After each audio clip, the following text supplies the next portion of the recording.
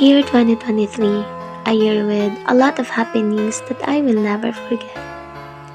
Ito yung taon na nakaramdam ako ng labis na kagalakan, kilig, tagumpay, at karangalan. Bagamat sa kabila nito, ito rin yung taon na napakarami kong iniyak, dinanas na takot, pagdurusa, at kawalan ng pag-asa. May mga buwan at araw na halos gusto kong pahintuin, huminga muna at mag-isip ng malalim. Ito yung taon na sobrang sinubok ang lawak ng aking pasensya.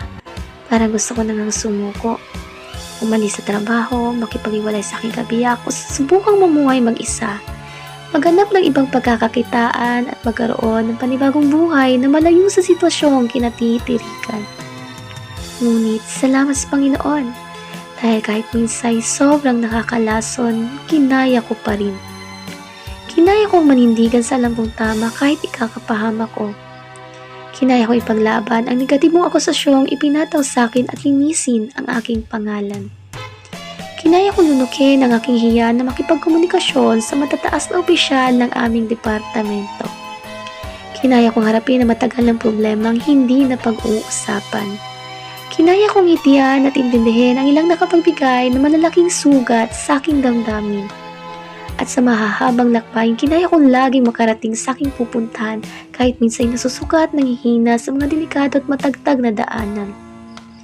Ang taong 2023 ay puno ng pagsubok, ngunit lalo nitong hinubog ang aking katauhan na maging mas matapang at magkaroon ng mas matalas na kaisipan. Susubukan kong limutin ang mga masasamang alaala, ngunit aking babalikatin ang magagandang aral nito at sasariwain na lang ang makukulay na okasyon, kagaya ng masasayang kaarawan na kinasisilayan ng mga mahal ko sa buhay, mga mas pinatatag at pinatamis na samahan namin ng aking kabiyak, mga mas pinalawak na kaalaman ko sa pagbuo ng mga tula't kanta, at mga mas inuuna naming pag-aayos at pagpapaganda ng aming simpleng tahanan.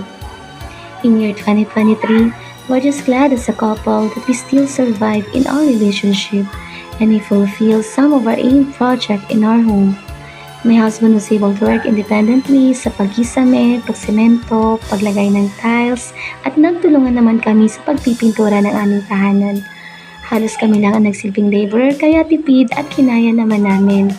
Kaya kahit papano, ay naging blessed din kami sa taong 2023 at nawa ay lalong maging blessed at kayanin pa ngayong 2024.